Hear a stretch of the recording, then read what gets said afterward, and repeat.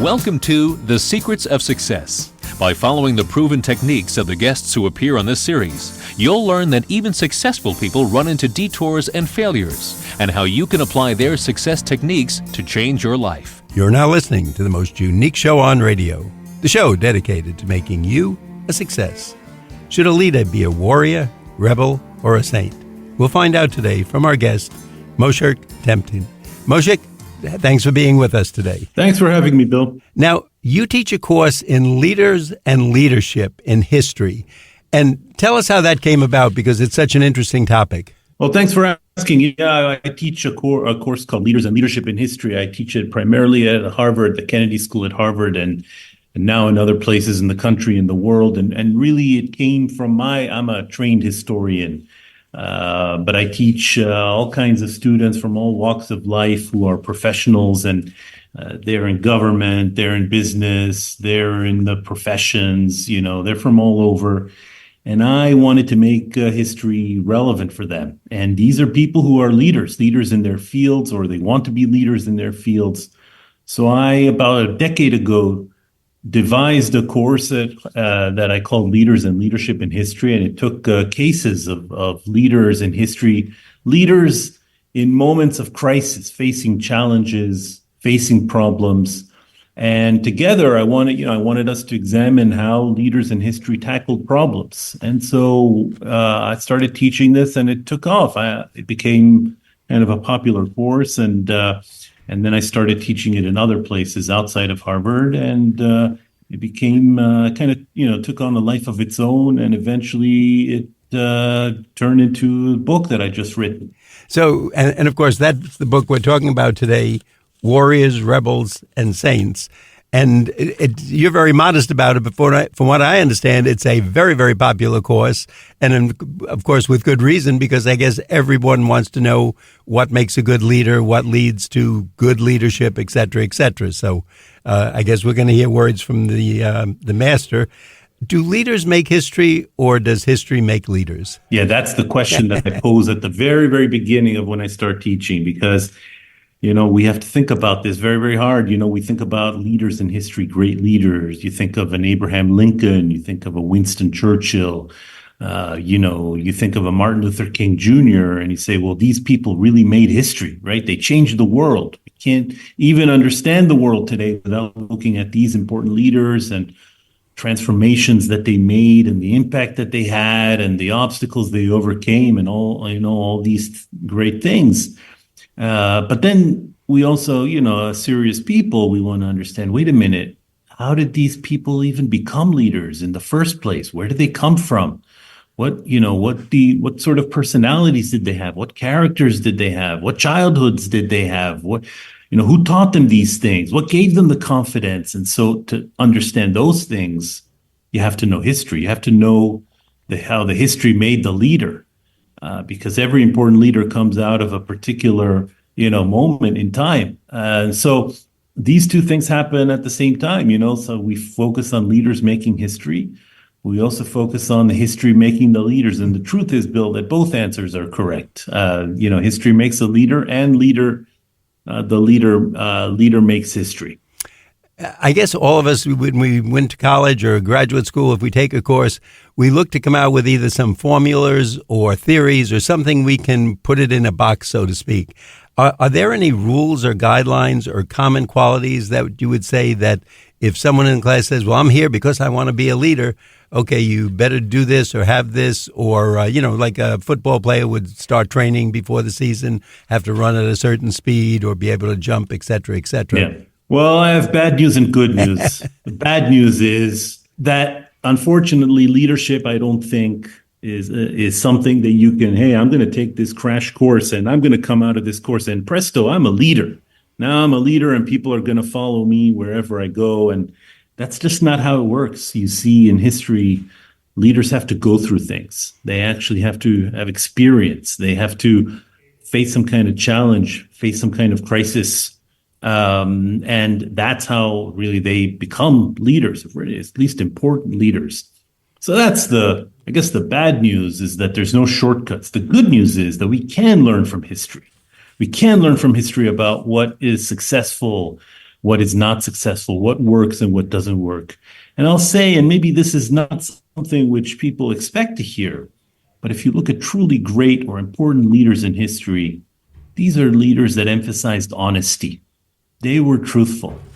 That's something. It doesn't mean that you're going to agree with people in real time. It doesn't mean that they all thought the same thing. They certainly did, and a lot of them would disagree with each other. But when they spoke their truth, Bill, and so I think when you look at really even the names that I mentioned, these are leaders that were able to get in front of people and tell them the honest truth. Sometimes it didn't make them popular. Sometimes it even got them killed. But we remember them as the most important leaders. Moshik, that brings up a great question because of what we see today. There's so much talk about the media, and does success or failure or the way we consider a leader depend on what the media interprets and what they want to put forth in their agenda? Absolutely. Well, it's not just the media. I think, we're surrounded by media, but we're also surrounded by, the education that we have and the communities that we're in. And we get stories that are filtered to us through biases, the people that from the beginning of our lives all the way to the very end. So I think part of my challenge is to kind of work through that thicket, right, of propaganda and ideology and bias and all these other things and try to get at some truth. So there's definitely something to what you just said. A lot of really important leaders in history are very controversial.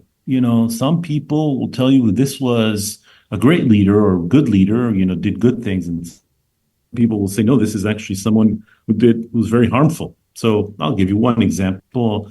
People of a certain age, will remember it's not that long ago, the 1980s and 1990s, will remember Lady Thatcher of Great Britain, Margaret Thatcher, probably the most controversial leader of her generation in the world. No one can doubt that she was very impactful, right, in terms of her economic policies, in terms of her foreign policies, or the way she worked with the United States and President Reagan and all these other things. But she was very divisive in her time. And even today, there's a lot of debate over her legacy. And I think a lot of it depends on what people believe. Do people believe in one kind of politics or another kind of politics? So part of my job when I teach this course and when I wrote this book is to get beyond that, is to say, okay, people have their different opinions, but let's look at, the leader's real impact, right? How they changed the world, where they came from, and what we might learn from their example. Now, you mentioned in the book that sometimes we actually learn more from failure. Could you give us an example of that where in your course that you'd be telling someone from a leader's failure, we actually learn better lessons? Oh, there are many examples of this. I'll choose just one. When I said that, it's because I think if let's say you're in a bookstore, popular bookstore at the airport, and you kind of have an hour to kill before you got to go to your gate. Say, I'm going to go to the bookstore, I'm going to check out all these books on leaders. And what you find is they're telling you stories of success. Somebody built a business empire, or somebody, was an important world leader. And you learn a lot from these cases. But what you don't see enough of, I think, is stories of failure, of disaster. And it's especially interesting when the failure comes from someone who you wouldn't expect to fail. So to give you an example, the Vietnam War, again, Americans of a certain age a certain generation will remember this war. And even today, it's very famous. And the so-called architects of this war were people like Robert McNamara, right? The defense secretary, the best and the brightest. This was a group of people originally brought in by President Kennedy and then continued with President Johnson. They were the smartest people in the country. They had the best training, the best record, the best education, the highest IQs, whatever you want. And yet they led the war in a way that turned out to be quite disastrous in terms of the military campaign, in terms of the political effect. And most historians will tell you that was a failure. And so you see that it's not enough to be smart. It's not enough to have a good education. It's It's not enough to be the best and the brightest.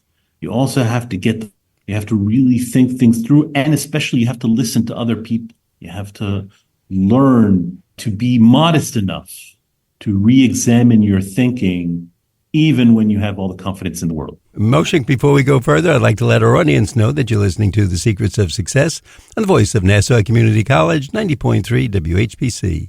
I'm your host, Bill Horan. Our guest today is Moshik Temkin. He is the author of Warriors, Rebels, and Saints. And Moshik, would you tell us, is there a website where we could learn more about this book and about what you teach? Absolutely. It's moshiktemkin.com. So MoshikTemkin.com. And there you'll find information about me, about the book. There's a contact page where you can write to me. And I actually really like to hear from people. And if you want to get a hold of this book, you read the book, you want to reach out, you have questions, don't hesitate. Just go to my website. And I think you'll get some very interesting answers because you're talking to the expert, definitely on leadership. Moshik, can you tell us the feeling you get, the rebound, I guess, from your class, both at the beginning and at the end? Maybe it's the same, maybe it changes. But how do the best and the brightest, the people you're teaching, really feel about the leaders of the world today? Well, I think there is a sense that we're looking for something more than what we have. There, I teach. Actually, it's not just at Harvard and not just in America. It's around the world. There's a sense that the leaders that we have, some of them are better, well-intentioned. Maybe some of them not that well-intentioned, but they're not really rising up to the challenges that we have. We're coming off this pretty horrific global pandemic that really decimated our societies and hurt us economically and hurt us psychologically. Young people today are really worried about the future of the planet. They're worried about the future of their own well-being, and they look around and they don't see kind of leadership that they hope for. So part of my role is not to just say, okay, look at this leader and that leader, and let's talk about how good or not good they are, but to really build up the future leadership, right? So I'm always encouraging whenever I feel that we have young people want to step up and lead us to a better place. And when I say us, I mean us as a collective, right? The royal we. Then I think that my job is to encourage them. And I hope that others rally around them too. So, let's all try to identify those people. And if you see someone who you think has leadership potential, help them out. See how you can sponsor them, how you can encourage them, how you can promote them. And I'm talking especially to, leaders in our community, people who have, like some of us we have maybe wealth, maybe we have some power, or maybe we have a certain status. Look for those people who are up and coming and see how you can help them. Now, Moshik, I noticed that most of, or at least political leaders, seems to have training in law and or business, and some of them, both of them. And the oddity of it is that those are two fields that I think are very far down on the list of trusted opinions. And whenever they do a survey, they come back, and lawyers, unfortunately, and business people seem to be down on the list. And, of course, right at the bottom are politicians. Is that a sign of anything? Should maybe we go to academic people, or are they a little more pie-in-the-sky people who might have great ideas but don't know how to execute them? What's your feeling on that? Yeah, that's not an accident that you're I don't know about business, but certainly lawyers, there's like a perception of them, although I think that's a generalization, right? There's like any profession, there's good people, there's maybe less good people. I think that, same for academics and same for politicians. But what I would like to see a little bit more of is our political leaders coming from different walks of life.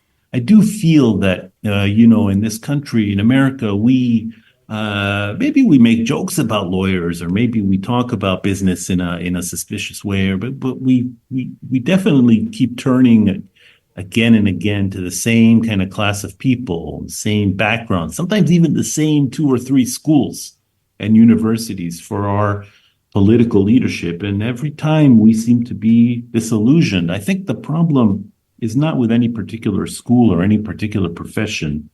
And I, by the way, don't think academics are necessarily meant for political leadership. Maybe they should stay up there in the ivory tower.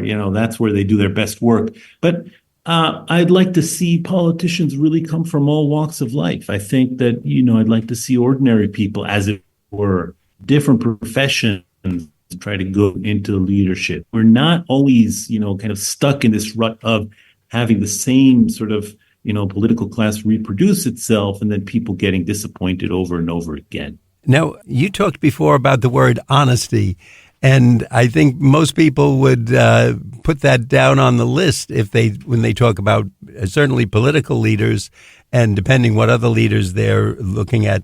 Does morality or a criminal background even matter anymore today? Because we seem to see so many people, whether it's really high up business people who are, in the national eye or world eye for their business operations, and then something comes out about them that is, totally abhorrent, disgusting, and whether or not they get prosecuted in the criminal courts, but it's certainly the type of thing you wouldn't want your brother, your children, your daughter doing. Yeah. Well, it's interesting. I think not we, but the public will often kind of let things slide because what they're looking at is the results, right? I think that you're right that without mentioning names, if you got people under, criminal suspicion, you don't want to do business with them. You don't want to be in any kind of contact with, you might be worried about them, but then suddenly you might see them succeed. Even in political leadership or in maybe in business leadership. But I'd like to see more morality, not to be, not because I think that I want to judge people and I want people to be squeaky clean. But I do think that there's a basic decency that goes into being a really important leader. You can be politically ruthless, you can be tough. You can be a fighter. You can even be not a very nice person stylistically. But I really think it's important for our leaders to be trustworthy. We have a basic problem in this country where people don't trust their leaders. They don't trust the political class. They don't trust Congress. They don't trust the president. They don't trust the other candidate for presidency.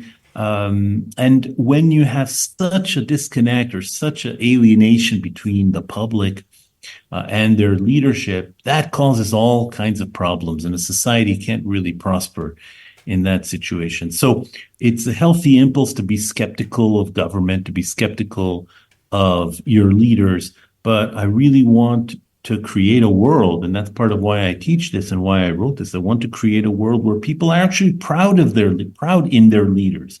They don't follow them blindly.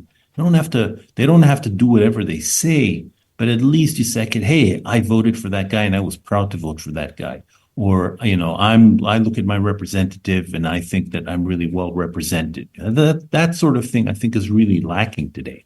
And in keeping with that, and I guess moving forward, because we're such a visual society, as we say, we can go into a restaurant, a barbershop, a hospital, there's a TV there, we're watching the news, we're seeing what happens, etc. Are we too much oriented into if the person looks like a leader or our TV image of a leader, relatively younger looking, handsome, physically fitting a certain mold, or having a certain background, even if we later find out that background was false or they kind of made it up, are we too directed to go toward that person or that entity rather than based on their record or what they've shown us in life? I think that's a few years ago I would have maybe agreed with that, but now I think we're in an era. Look, we're about to enter a presidential campaign in which the two candidates, likely candidates, I don't think fit that description that you just gave at all in any way. So it could be that, in the previous era, we were looking for sort of youthfulness, handsomeness, a healthy head of hair, which I don't have. I haven't been to a barbershop in years, Bill. I don't know about you because, I just can't, I don't need one, So I don't know what's going on at the barbershop, but you're right. The image is very important. And I think that spin is very important. And I think that the politicians today who know how to use social media, are likely to tap into votes in a way that maybe, is going to be the wave of the future. I think it's also natural for us to gravitate towards people who are, well-spoken, who are charismatic, but I worry about the flip side of this, in which, we don't want voters to just go with people who are hucksters, who are, charlatans, who are just, kind of tricking us, manipulating us, dividing us, polarizing us. And there's a lot of that going around. So we have to live with that, Bill. It's part of modern life. But we also have to insist that our huckster, is it becoming more of a sales position? What you can put out there to win over the audience doesn't matter if it's really what you, the leader, thinks, but if that's what's going to make the people happy, say it to them. I don't know if it's changed that much. We still have a kind of hierarchical structure, and you still have the boss, and maybe it doesn't look exactly the same as, a company looked in the 50s and 60s and 70s. It looks probably different, and I'm sure that, the generations change, but there are some things that don't change. So the fact that you do have a boss and the fact that you do have a chain of command, that is still there. And also, I think that it's true that communication has changed, the media has changed, social media, all these other things. But again, some things don't change. So even back then, I can tell you as a historian, even in 1960s, 1950s, and 1920s, the way that a boss or even just management portrayed itself, was able to communicate, was extremely important. Advertising has been important in American history since time immemorial. So I think, what really has changed maybe is the style, the form, the outward part of it, but not the substance. The substance of the business world, I think, is similar. Now, if you were telling us or picking a leader, and we gave you the magic wand, and if we did let you make a box of rules, and that would be the guideline, what would you tell someone in looking for a leader, whether it's their company or a business they're going to buy stock in, or a political leader? What would be some of the things that you've seen over the years that you would say, at least these are sure points that the leader should have these qualities or aspire to them? Yeah, I think we want a combination of someone who has a healthy sense of self, an individual, a strong individual with talent, with confidence, should have an ego. Having an ego is good, but not being arrogant. So there's a difference between those two things, and that's at the individual level. So that's a pretty important ingredient in leadership. But the other part of it, which I think we don't emphasize enough, is the sense of a collective, the sense of working for the benefit of other people. And I don't mean that in any kind of, Pollyannish way, let's just work for the community. I mean the sense of when you are leading, when you are thinking about things like success, winning, you're not just thinking about it individually. You're thinking about yourself as part of something larger than yourself. There's something beyond oneself, which really matters. So it can be the other people in your company, if you're in your business, it can be the other people in your field, and it can be the society at large. That we don't have an adversarial relationship with, the public, that you can actually think, hey, I can have it all. I can be successful.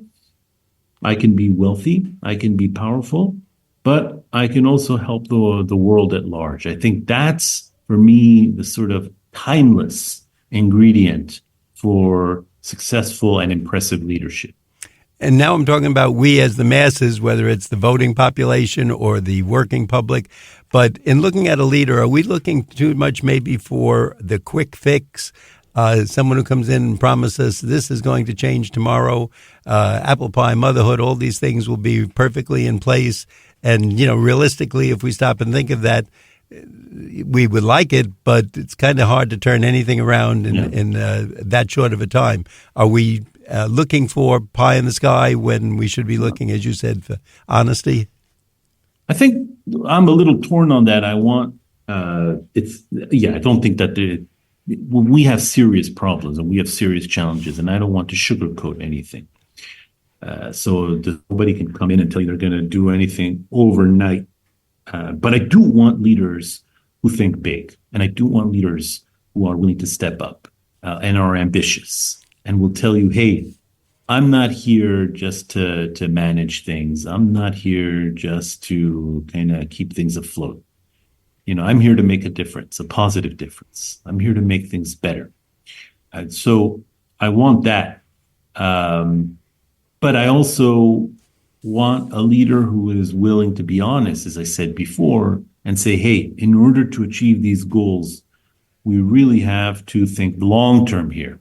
I think, and this is not just me, I'm hearing from students and readers and people out there, especially young people, who are telling me, look, we have problems that are long-term problems, right? They're not something just in the next 1 or 2 years. There's some things that we need to be thinking about 5 years, 10 years, 50 years, etc. Well, and we don't have that kind of, politics. We don't have that kind of leadership. They're just thinking short-term interest. I have a leader. I want both of those things. I want a leader who thinks about the big picture and was willing to make changes, but also thinks about the long term and not just the short term. Moshik, I have a leader here at the radio station, and he thinks in groups of 30 seconds. So he makes me move things pretty quickly. But I agree with you, and I thank you for making us think of those things today. I want our audience to know that we've been speaking with Moshik Temkin. The book is Warriors, Rebels, and Saints. And the website, once again, Moshik? The website is moshiktemkin.com. My name, that's moshiktemkin.com. And there you'll find information about me, about my book, Warriors, Rebels, and Saints, and a contact page where you can write to me. Love to hear from anybody who's interested. Thanks so much for being with us today. I'd like to remind our audience that you've been listening to The Secrets of Success on the voice of Nassau Community College, 90.3 WHPC. I'm your host, Bill Horan, asking you to please join us again next week at this same time when we will continue our journey to success.